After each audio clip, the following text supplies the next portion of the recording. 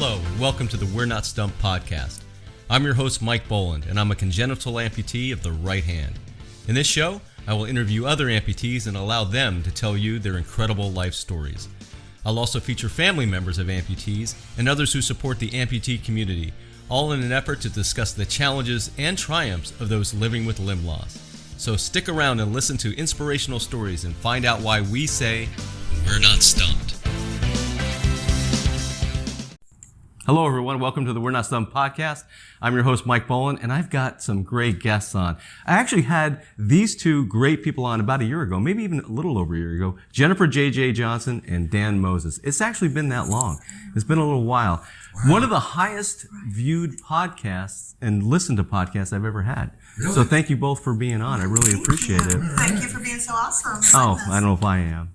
But just as a reminder, and by the way, it's season 1, episode 4, so if you want to check that out, please do. But as a reminder, let's talk about, in your own words, which we always start the podcast with, in your own words. So, Jennifer, give us a little bit of background on you. Okay, well, as you can see, I am what they call a BACA, bilateral above-knee amputee. In the last 6 years, I have been married, divorced, on life support 3 times, and a coma 3 times. I've also become a scuba diver, and I go out into the desert, and I camp for like 23 days to a month at a time. I have also made training videos for Encompass. I have another one coming up soon. We'll have to talk about that. I'm just blessed to have the role models that I have and people that just kind of like, yeah, what crazy thing we're going to do today. And both of you lost your limbs from medical conditions, right? I was born like this, obviously. And I can't remember what your condition was, if you don't mind. Well, I didn't lose them. I know exactly where they went. Okay. But, no, I'm kidding. No, I love I've got what they call antiphospholipid syndrome and also severe Sjogren's. So what that means is for the antiphospholipid syndrome, I'm the exact opposite of a hemophiliac. So that's one of the symptoms is blood clots.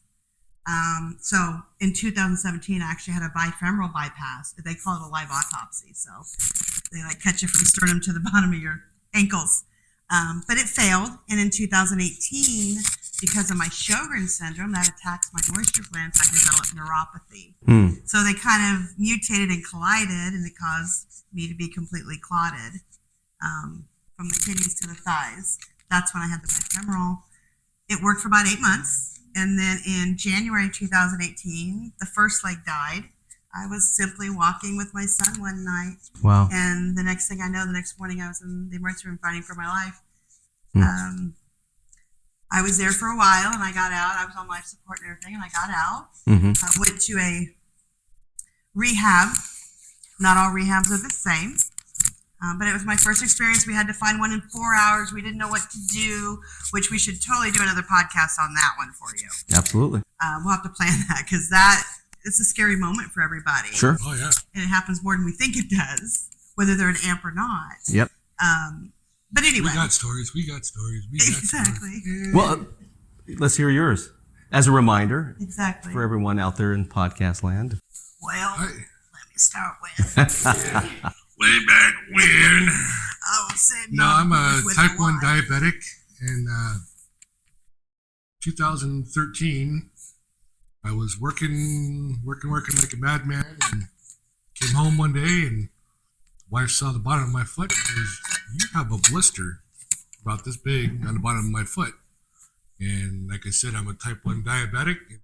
That I got a bone infection, and then in the hospital, going through many different phases on that one. You know, first they took 1 toe, then they took 2 toes, and they took all the toes, and then him and hawed and hid him and hawed about, what we should do. And then there's a lot more into that story, but ultimately I called my podiatrist. He came in, we sat down, we had a long talk. And then ultimately he said, "If you're my brother, I'd tell you to take the leg." That's all I needed. Fast forward to our beloved, wonderful 2019/2020. 2019, my wife and I moved out here to Phoenix, Arizona, and started a new life out here, bought a house and all that good stuff. As we were packing, leaving California on my right leg, Yes, my right leg that I've only had nubs on because I had toes removed. But you're 7'4". But ultimately, I got infections in my foot that I was battling out here in 2019 and 2020, and then ultimately in March of 2020, I was in the hospital, and again, everybody was hem and hawing and everything else. And then at that point in time, I was done with it. And I said, take the leg and then shock everybody. And it's like, well, I'm done with it. I'm tired of the surgeries, and let's just get it over with. But then I always laugh and say, well, moving here to Arizona, that I donated a leg to buy a house out here in Arizona. But, well, you and I can afford anything because be an arm and a leg. So, right? Is that the way that goes? See, I got to negotiate. And you were talking about that blister, and you had problems feeling at that time, right? Like you weren't able to even feel that blister. Is that correct? Right. There's a neuropathy on there. Got it. And see, that's what I had. That's the neuropathy that caused me, but I don't have diabetes. I think one of the important things is that his and my story together is for 10 years, they didn't listen to me. I couldn't even walk 400 steps a day. And it was like, hey, I shouldn't be Something's this way. right. They said Something's they wrong. wanted to send me to a medical psychologist. They said it was in my head that I had fibromyalgia. After my amputations, they looked at me and goes, the surgeon, when I woke up, he goes, so do you think you still have fibromyalgia? So I'm not really sure it matters anymore. And that's how mine started out. When those things, we don't listen to ourselves and our body. We Good know point. we're not supposed to feel that way. We got to be better advocates for ourselves. Well, not us, but we've learned. You said something. We'll have to do a podcast on it, but I'd like to talk a little bit about it. Talking about the rehab. Yes. What was it what triggered that? Because both of you kind of jumped up. Yeah, let's talk about that. Yeah. So, what are your thoughts on that? You know what? There are good things and there are bad things about every place that you go. The first one that I went to, I used to lay there at night praying I would live for the next day, through the night. It was so bad. I questioned the nurse one night about my blood thinners. I was like, why am I not getting my blood thinners? So instead of giving me the pain medication after my legs are wide open, amputations, she took it with her and said, fine, I won't give you anything then. You can wait till Monday. Wow. And their doctor had taken me off because I'd already had my surgery, he said, my blood thinners. Well, I could die from one day of not taking them. So you got to be careful. I lost 6 pounds. Social services came in and were like, hey, you have to make a decision in 4 hours. They're saying, you know what, you've been here 8 months in the hospital, but you have 4 hours to decide where you're going to go or your family member is going to go. Where are you going to put them that you feel safe? And you got to run all over town. So that's In the short first one. order, yeah. Yeah. And they actually are the ones who dropped a full bottle of Pantene on my toe and didn't listen to me, resulting in, I was there for a while, them not listening. And 6 days after I got home from there, I was back in the emergency room fighting for my life because of a blood clot when they dropped the bottle. Wow. So, but then I was lucky, not lucky, but I've been in 4 different ones at the time. And the second one I was in was mediocre, but I definitely saw the moment that they had new management. Literally overnight in the middle of a shift, everything changed. They became like the first one. Now the third or fourth one I was in, I think it was the third one, that I went to Encompass. Got it. I felt amazing. I knew I was safe. The staff took the time to make me laugh and listen. And I'm not sponsored by them. Mm-hmm. I'm not telling you this is what for me. If you hit that, I think it's going to reverberate in the microphone. Sorry about that. No, you're good. I just want to make sure what you're saying. Yeah, but that's what we're talking about. Where I would lay there in that first one at night and just, oh my gosh, please let me live. And I'd hear someone down the hall just wailing and making these scary noises. And I'd said something one day to a day nurse, and she goes, she was wailing that whole night. I said, yeah. She says she'd had a stroke. And she had taught her how to talk again. And those noises were her saying whatever was wrong. Well, the night nurses didn't listen. They just thought she was making noises. And this woman sat there and suffered all night long every night. And you had like trying to find the rehab? No, I got to say mine is a little complete opposite. That My first rehab, again, as you're saying, 4 hours. My wife's in the background. You can't see her, but but she was tasked with trying to find me like that.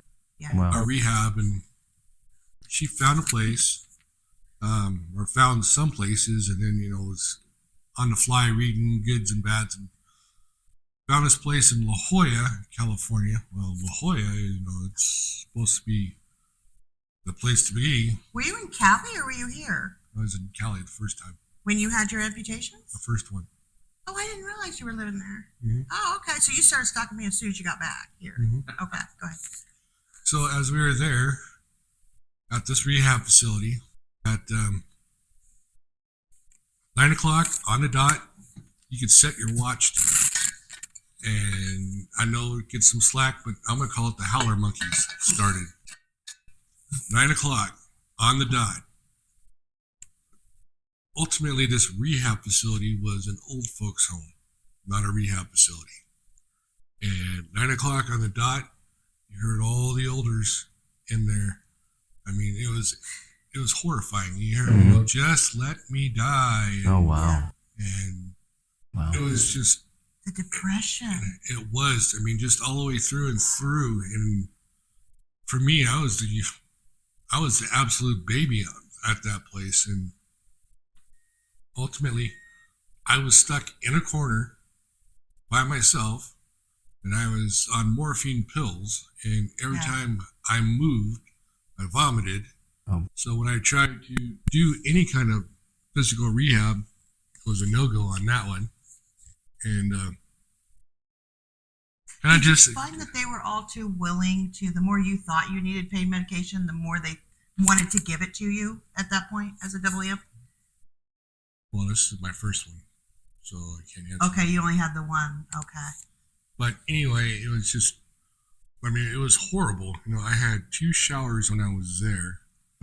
My wife, she came to visit me every day, and then it's like she rolled me over, and right above my butt crack, you could see that there was a bed sore that was starting there, and it was just like The bottom, right of your spine, that bottom, yeah, I had right that. above the butt crack. Yep. Yeah. And it was horrible.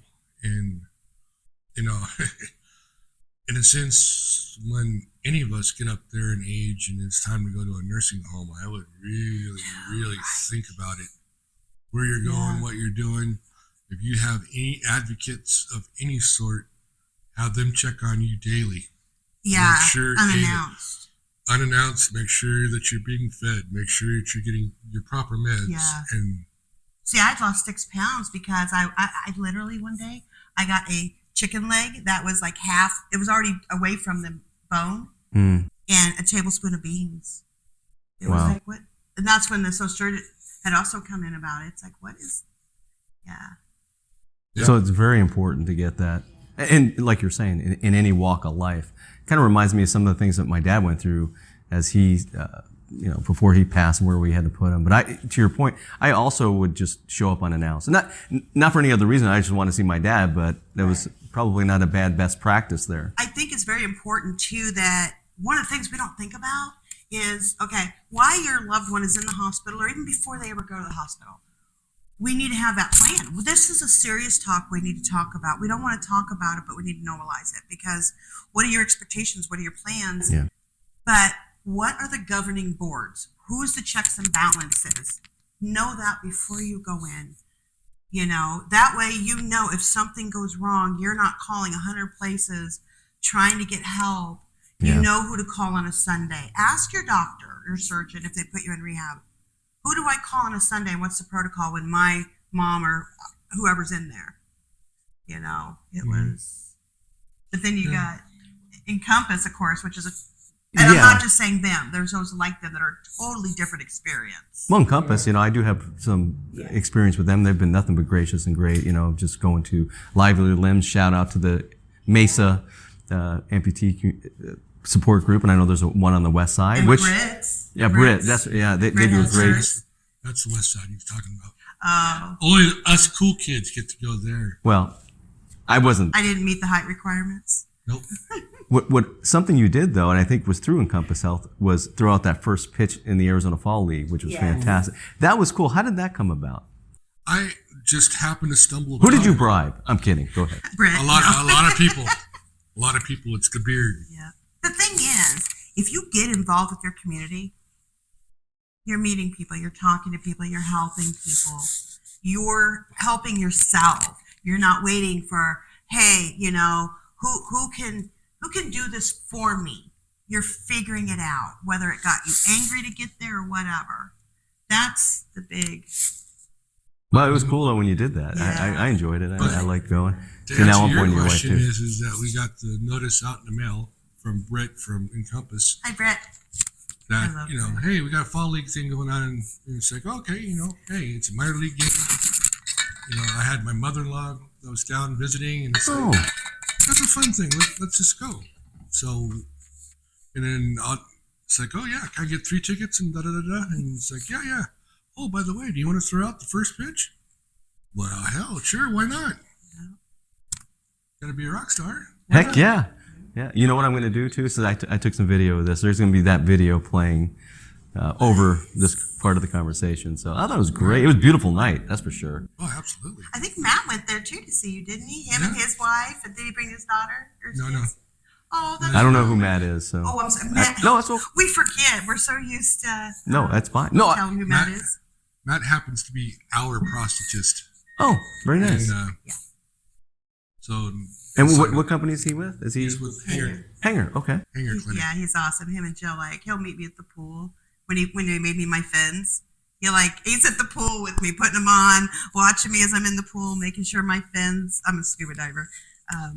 Yeah, let's talk We're about that working. scuba diving. That's a really good experience. What do you? I was so. Am I in trouble here? No. Oh, I'm just, got it. I'm beeping and just. Oh, got it. Don't You wanna- got a pager? What is that? Is that a I pager? would say it's insulin. Am I right on that? Oh, it's your insulin. It looked like a pager. Oh, you got one of them Docs. What is it called? Dexcom. A Dexcom? Those are supposed to be great. Yeah. Okay. Sorry. No, scuba diving. I want to. So every year I pick some major project to do. For me, not a major necessarily for everybody, but for me. My first year when COVID had hit, I decided I was going to go camping. I went for 23 days. People ask me why 23 days. Well, the human soul weighs 21 grams. Oh. And I need a pinch to grow an inch. That's what I tell people. The truth is, on the 23rd day, a murderer crows landed next to me, and I'm like, time to go. Yeah. But I did that by myself, and then I wanted to Amplitude. Larry from Amplitude had written an article about me, about my next adventure, which was I was going to scuba dive. Very nice. And I wanted to write an article. They had invited me to write an article about my experience, Amplitude did, about me and my experience. Through the course of networking, I told you about my cousin who owns Milvet out of Temecula, California. She hooked me up with these amazing, his name's Randy Lung. That is his natural name, is Randy Lung. And he started, it's called Dive Guardians. Very nice. Out of Temecula, California. He started it because one of his good friends, his good friend, husband actually, was a first responder. And when COVID started and we weren't really paying attention and we didn't understand the consequences of what the first responders were really going through. We hadn't really grasped it yet. And his friend's husband took his own life. Oh, no. Yeah, I want to be very sensitive to how I say that. So Randy came up with this amazing program that you could do all or part of it. He mainly focuses now on the scuba diving. It's for first responders and or vets. But the whole program at the time was everything from biofeedback to scuba diving, where scuba diving has been shown to reduce stress by over 85%. I know for me it was amazing. I still have beneficials from the scuba diving that I did 2 years ago. But they will help train you. No charge. They're a nonprofit. Worse, you may or may not have to pay for it, depending on when you apply, what you qualify for. But they'll teach you how to scuba dive. They'll teach you all of that and get you certified. So That's great. Yeah, so that's how I became a NOWI certified scuba diver. And you can read about that in Amplitude Magazine. I'll have the link in the description. You know what? You know what I just noticed? First of all, you're hitting that. Oh, I'm sorry. No, it's okay. I want to make sure people can hear you. Yes. But we're actually sitting in the same order that we were sitting last time. Isn't that weird? I don't know why. It was just like, wow. I think we just naturally gravitate. Put Mike in the corner, and that's the way we do. But you know what I like about this conversation too, though, is you just threw out a first pitch. You scuba dive. There's another side to a lot of this, right? Like, hey, there's still a lot of capability. There's still a lot of life to live. Oh, there is. I actually didn't, and I was a runner. I did so much before I became ill. But I don't think I would have never went out and done the things I've done or met the people I did if I still had my legs. I'd have never been a scuba diver. I'd have never went camping. I would have, never been blessed to meet the people I do. Yeah. The other great thing I was going to say about Encompass, and you'll have to forgive me, it's coming and going. They were so beneficial, and we have all these things we think we need, and we inhibit ourselves. And the first morning I was there, the guy came in, the head of the PT, and was like, "Hey, do you get all that stuff when you're going to be in the real world?" And I'm like, "Well, no." He goes, "You ain't going to get it here then." And you know what? That's the best thing. It made me mad, but it's the best thing he could have ever said to me. And I have cherished every non-adaptive. I can travel now more freely. That's great. So, yeah. Which we can do a podcast on the traveling one day, too. So talking about Encompass. Yes. When I first arrived there after my surgery, I met with a great CNA. Yeah. His name was David. I can't pronounce his last name, but he was phenomenal. And he's left that part of his life, and he's back to, I forget exactly what he does, but he's back into doing what he was doing before becoming a CNA. But he himself, told me that he not only was, being a CNA, but he was actually a patient there. And from him being a patient there and the care that he got there, that made him become a CNA there. And he was an amputee himself, motorcycle accident, burns on his body, missing a leg, and just, we were talking when I first got there for almost 3 hours, and it didn't even feel like it. And I would say that he should be like the spokesman for Encompass, just because, the way his whole demeanor and everything was just like, here I am out of surgery, don't know where I'm going, what I'm doing. And we sat down and we were talking like we had been buds for years. And for those that don't know, CNA, what does that stand for? What is it? Certified Nurse's Assistant? Okay, thank you. Because I'm one of those people that wasn't sure. I just wanted to make sure I understood what it was. Thank you. There's a lot of great CNAs there. They got this one of my favorite. Did you ever meet Yawa? You would know Yawa if you met her. She's more of a character than I am. She's actually from Togo, over in Africa. This tiny little, it's like as big as New York, but in a straight line. Oh. It's beautiful ocean and waves. And, I believe they sponsored her for her to come over or something to that effect. So they've given her, they give that opportunity out there. If you show up, whether you're an amputee or from, if you're showing up, that means you're putting in the work and it gets noticed and you get amazing opportunities to help you grow and help others. Me and Mountain Man here, we're just like partners in crime, and he introduced me to you, and you're doing so many awesome, great things coming up that I just having fun. Want to be a part of it. Oh, thank you. So, hopefully you will. Thank you for all that. You said something on the first podcast that has stuck with me, and I've actually said it on other podcasts. You were talking about the gerbils, and you put your hands together like this. And I thought that was really interesting because, let me remind you, and if you need reminding, you can always go to my podcast and listen to it again. I'm kidding, of course. No, but what we were talking about at the time was about, hey, I talk a lot about, hey, there's another side of the amputation. We can all be positive, but you said there's times where it's tough, and I completely agree. I think for all humans, there's times where things are tough. But the way you articulated that, when you're by yourself and the gerbils start kind of talking to each other. It was just an interesting way to put it. Oh, the squirrels in your head? Squirrels. Squirrels! Yeah. I had the wrong animal. Damn it. You had one job. I You're had the one one that's job. serious. Exactly, yes. I should listen to that podcast. That's right, you should. Exactly. I mean, it's Maybe you could link it up above or something. I'm definitely going to do that. Squirrel. See? Squirrel. That's why I said that. This is why we get so lost. squirrels in the background. Yeah. You find those people who are not high maintenance that just carry you through your days when you can't carry yourself. We have good days and bad days, but we tell each other it's okay.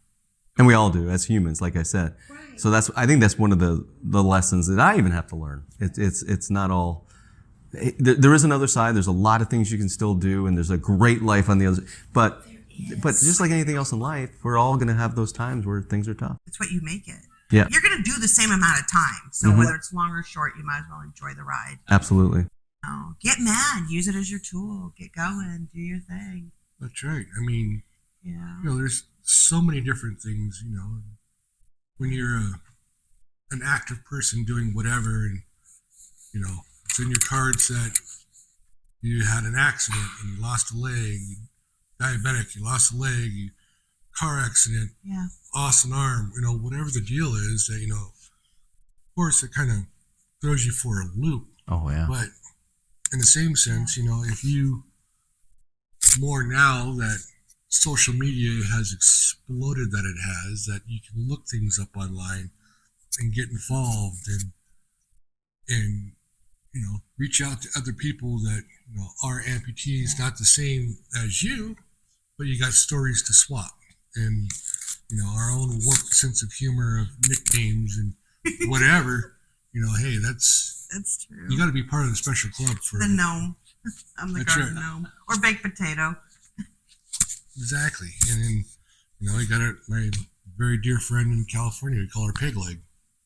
And, but you got to be part of the group before you can call anybody anything like that. But you can't be part of the group if you don't show up. Yeah. You got to help yourself. Yeah, that's a great point. Yeah, because we see that. Oh, yeah. We know the excuses. When I first became an amp, I remember sitting in the hospital. The doctor came in the rehab, one of the rehabs. The doctor came flying in. Jen, I can get you an electric scooter. And I looked at him and I said, well, why? My arms still work. Remember, his PT person had already put in my head, you don't need it. You don't need this. You can't travel well. You can't live your life outside your house. So, yeah, it's kind of like that. But in other things is you can use your frustrations and your anger to help push you along. It's a beautiful tool when you learn how to, like a mixer, you got to learn the right speed. Yeah. As my dad told me, you'll never drive again. Yeah. Drink my beer and watch this. Well, that same doctor, one of my big questions was, before I left, will I swim again? How do I swim again? He told me I'd never swim again. My legs were too short. Yeah, my legs were too short. My head would go to the bottom. I couldn't do it.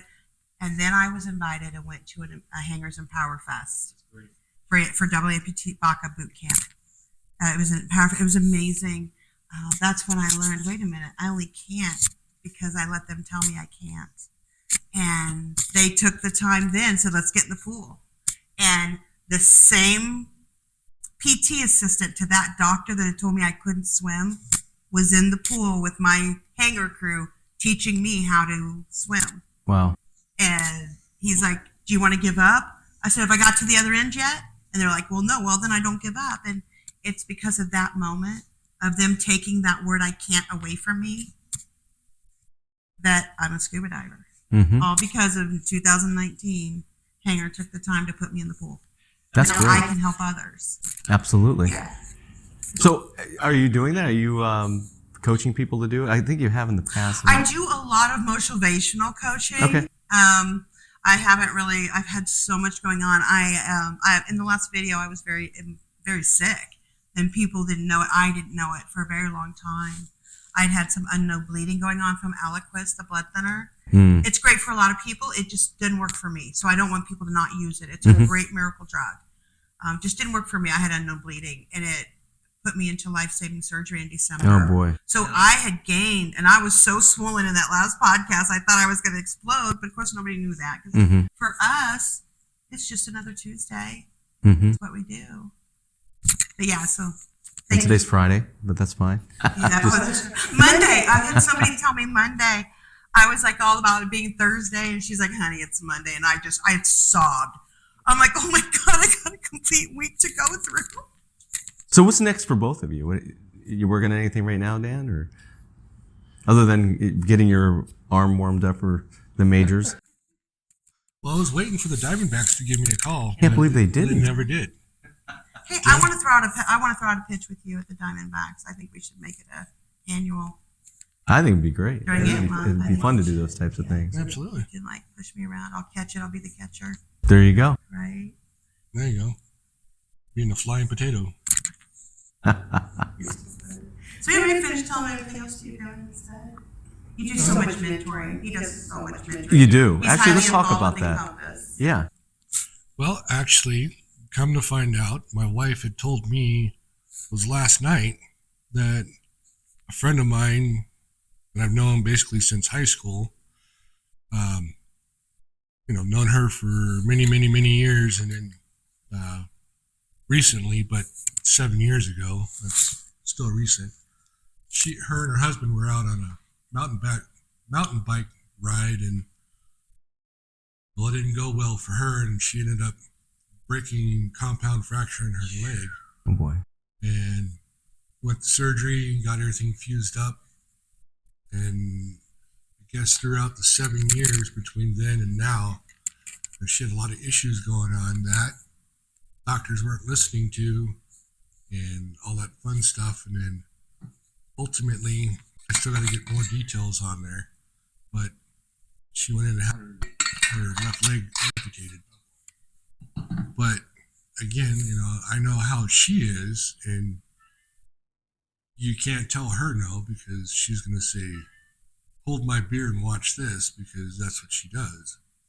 She'll find her balance. She'll find her core to balance out. One time...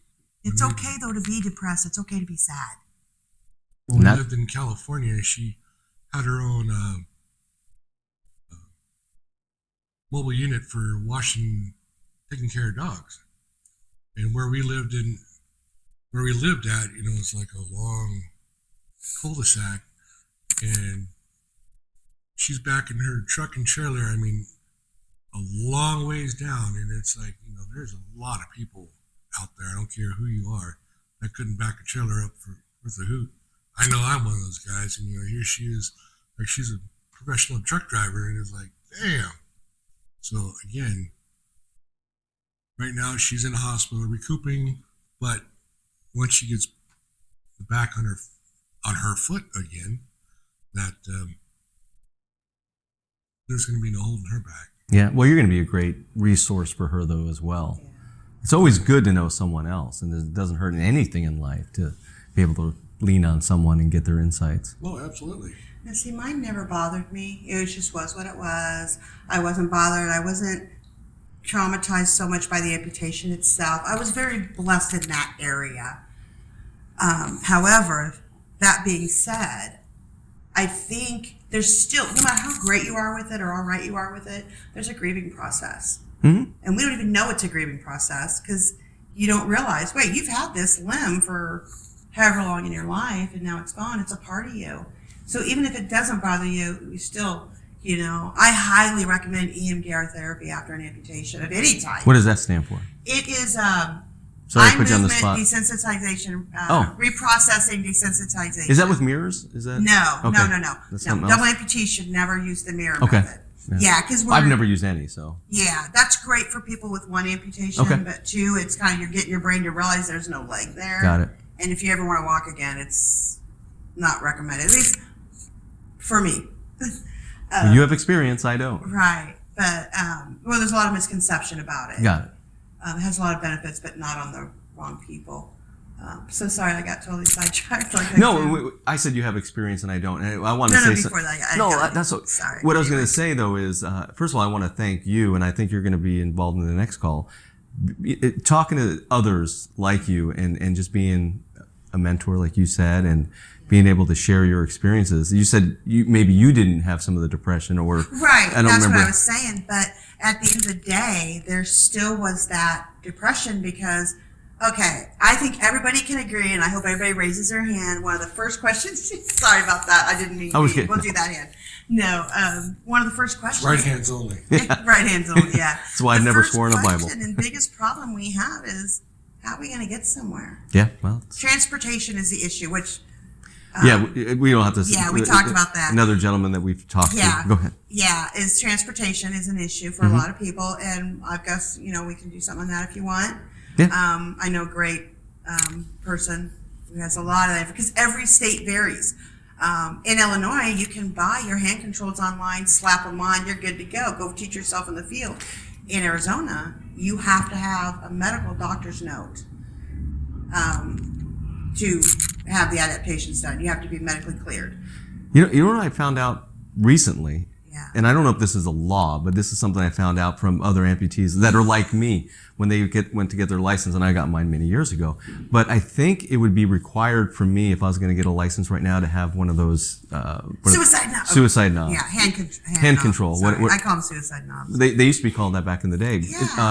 Yeah. Which I find that interesting. I would never think to. You have to use mine. Well, for you, they probably have a cup that you would use your hand in. Yeah, I just go like this. Right.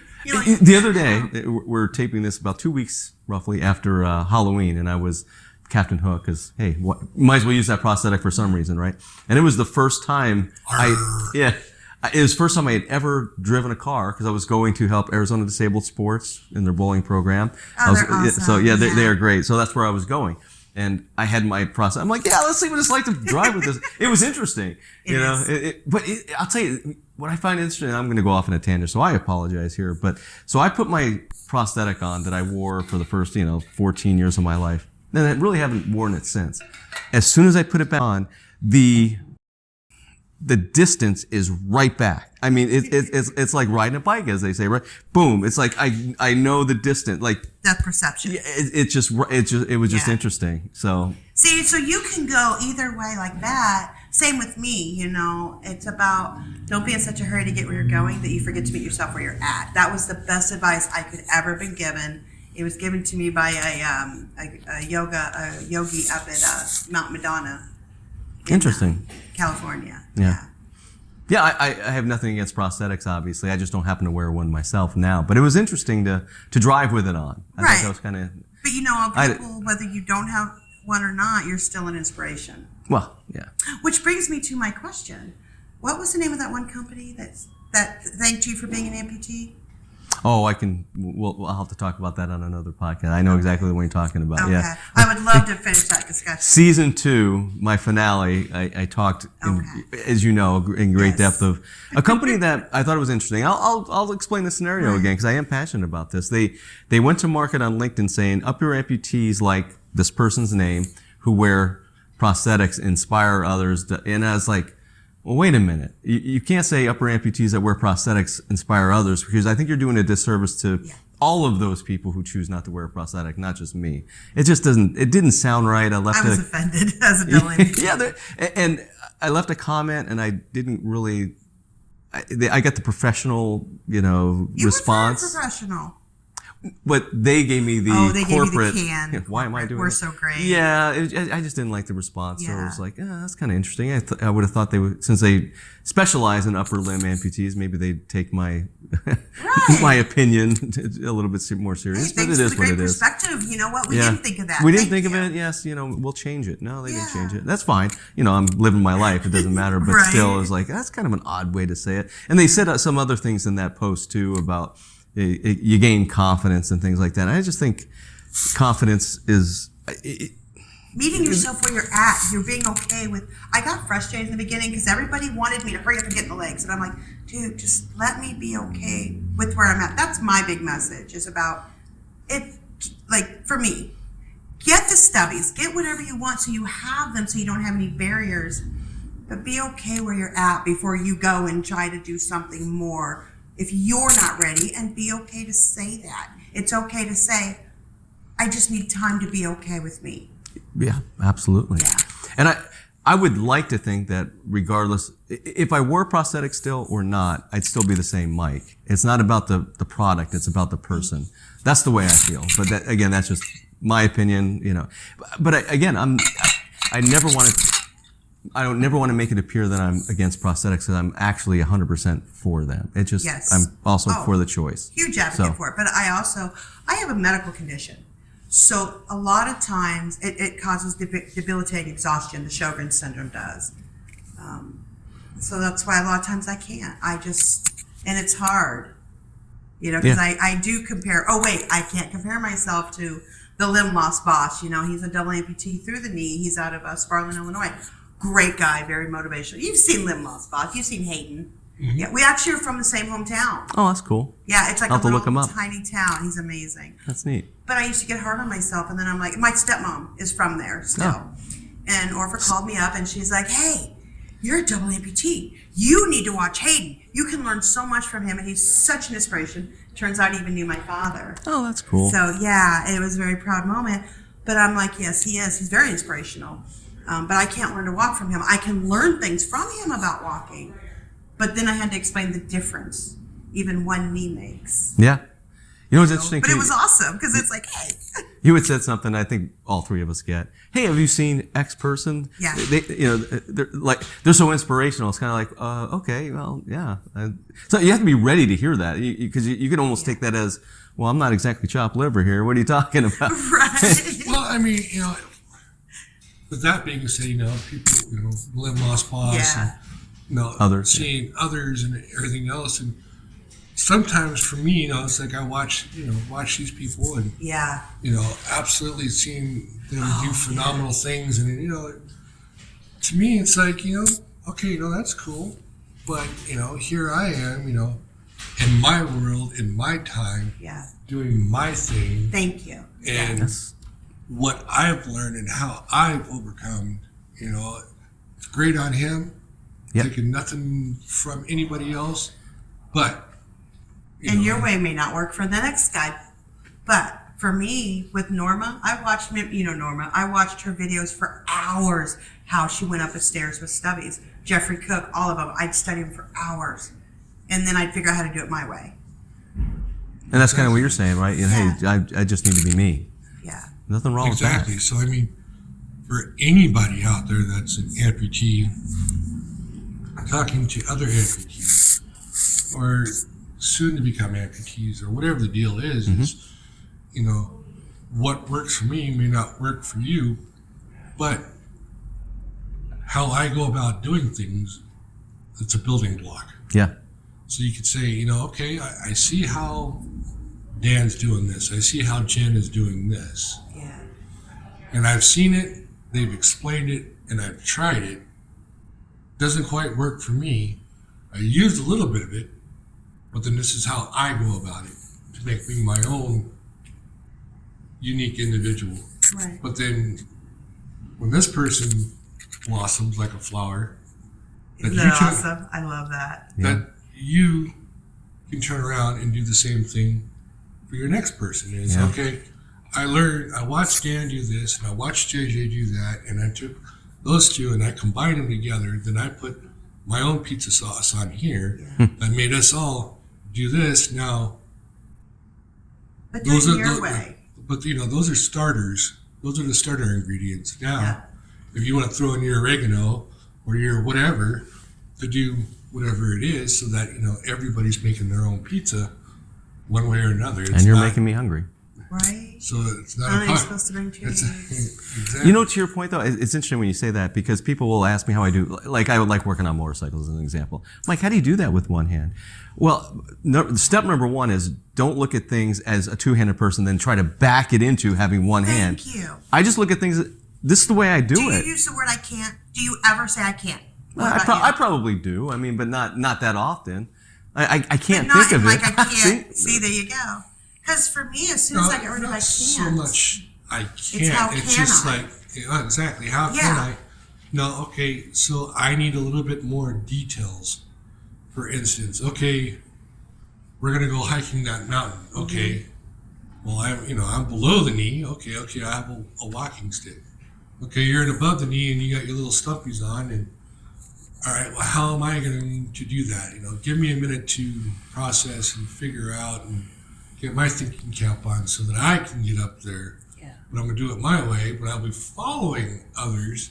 Yeah. And again, I'm making my own soup because this guy's doing it this way. He's doing it somewhat similar but different. And then, back and forth. And it's like, okay, well, here we are making it all up. Yeah. And then, boom, here's Jen's pie. Get me up there doing my thing. When I first became there's this thing called, in the double amputee world, there's a big debate on should you get rid of your wheelchair in the house. In my house, I don't use my wheelchair inside of my house. Now, 6 years ago, I got Jeffrey Cook and them, who are amazing, telling me you need to get rid of the wheelchair. Well, I need my wheelchair. You know what I mean? But how? How do you? I'm not like you. You have all these reasons you can do it. Now I laugh at myself and I'm like, oh my God, Jeffrey. And it's like, oh yeah, I can. You don't need other people's permission. But when you say I can't, I usually won't even talk to you anymore because you're right, you can't. I was talking to someone the other night in video and they were telling me all the reasons they couldn't do something or they didn't want to do it or whatever. And that's okay. However, I know better. And the people who caught me knew better. Yeah, you're able to really, I know which conversation you're talking about. Yeah. You're able to lend quite a bit on that one. Nobody said this was going to be easy. Yeah. Nobody said you're going to like it. But it's a journey that you're on now. Yeah. It's going to suck. Dan, I have unless you wanted to continue, I have a question for you when you're done. Okay, well, sure. Sometimes, we'll use the term snowflakes because we have snowflakes out there, and it's unfortunate. But sometimes Views and opinions do not represent necessarily. Go ahead. The point is that sometimes a snowflake needs a dose of reality. And, It's true. And, when you're saying, I can't, well, why? Well, help me unpack it. Why can't you? What is the challenge? Why you can't? And I'll tell you how you can. Well, me telling you how you can and how you go about it are two different things. But the point is, if you're defeating yourself before you even get the party started, that's it. But I can throw out ideas. The limb loss boss can throw out ideas. Yeah. Everybody can throw out ideas. But again, I challenge everybody, not just amputees. I challenge everybody to go 30 days, even 2 weeks. Go 2 weeks without saying the word I can't and replace it with how can I? And I'd say after 2 weeks, maybe a month, your life, come back and tell me, man, your life will be different. Yeah. Totally different. Good perspective. But back to you with your question to me. I've noticed something about you that I've never noticed before, or at least that has registered. When I look at your legs, it looks like they were, since they were done at different times, it looks like the amputations are exactly the same length. Is that true? Very, very, very close. I'm about... Was that done on purpose? Oh, I mean... They don't do it they don't make it the same length on purpose. They don't say, this is this short, they're going to cut it off here. Right. It's where it stops dying. On a couple of things. With my first leg, that was, I had the osteomyelitis in there, the bone infection, and doing the MRI scans and seeing where the infection is and where they stop to make the amputation. So ultimately, with my first one, they say, typically we like to go 12 inches below the knee. Okay. Typically, but it depends on the circumstances for whatever the known is. And then for my right leg, same thing is that, they're going back and forth, but it's like, I did kind of ask, it's like, well, can we somewhat stay uniform? Yeah. And they did, but I'm actually about an inch longer on the right side. Does that help when you start to walk again? Is there some theory there? That's why I asked the question. Because people are going to be in the very early stages, and this isn't... Right. I mean, for me, yours is different. Everybody's different. Absolutely. Everybody's different, but the same in very different, unique ways. But ultimately, when you lose one leg, okay, now you get your good leg, your plantar's leg, whatever you want to call it. That okay, I could do everything off of this leg and that leg, and then when you lose your other leg, now you're back to square one. That what is your plant leg or whatever the deal is. But the point at that point, like my podiatrist is like, okay, well you're a double now. We're going to make you a little shorter. Well, because I'm 6'8", so they say. But Before or after? before. Oh, I thought you were like 7'4". I thought you're 7'4". My story's better. Okay. But anyway, it's just like for your center of balance. Yeah. Hence, above knees. That's why you see above knees a lot of times in the little stumpy legs is your center of balance. Interesting. And plus, when you fall down, because you will fall down, you don't have that far to go. Exactly. And they slowly, Tuck and roll. But they didn't actually say to you, hey, this leg is 3 inches, so we're going to cut it off at 3 inches on the other one. It was just kind of worked out that way, right? Mm-hmm. For you, yeah. Would there have been any reason, to your point, like it was 12 inches here, if it only had to be, I don't know, to the ankle, would they elect to go higher just to help the balance? Again, these are just things I don't know. So, well, I mean, part of it is with your Pylon. your pylon, your socket, your whole entire prosthetic that will say but they wanted to go 3 inches below the knee. Well, that's not really feasible because as you can see, this is 12 inches here. Yeah. But if you're only 3 inches, there's not a whole lot For the socket, right? for the socket. So then therefore they would probably opt to take it above the knee so that you have your solid foundation on it. Got it. Makes sense. Which Hayden is through there's so many different things depending on. Right. I mean, I think the only thing that has a solid foundation are WMPTs where we have to use the stubbies first. You guys, your legs still just got to figure out how to get them both to hit the ground at the same time. And I guess seemingly make like you have ankles though too. Yeah. Hey, while this is going though, honestly, I don't want to forget about this. We're recording this at a place in Phoenix, right? It's Phoenix proper. Encore on Northern, which is an affordable senior housing community, but it also, if you'd like to say something else about it, they were kind enough to give us this recording facility here, but. Yes, it's Encore Northern is owned by WestCap. It's an affordable senior living community. They have seniors, disabled and or vets. And they have other properties and they're building more properties soon. So very nice. If you're in a financial position that you meet the qualifications, definitely look up WestCap or call Encore Northern for further information on how to get into one of their awesome properties. And it's a beautiful facility, and they even have books that makes it look like JJ actually reads. She doesn't. She does not like. I don't know. I'm kidding, but it makes us look smart being able to sit in front of. Smart, right? No, we're not smart.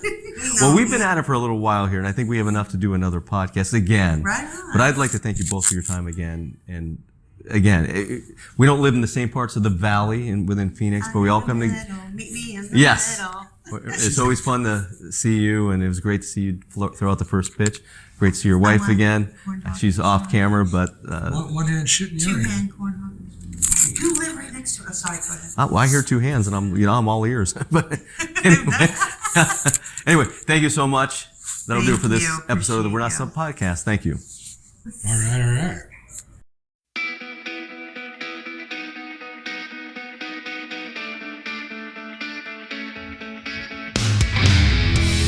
That was the We're Not Stumped podcast, hosted by Mike Bolland. If you want to be a guest on the program, reach out to Mike at his email address, mike@mikeboland.com. This podcast is produced by One Hand Man Productions.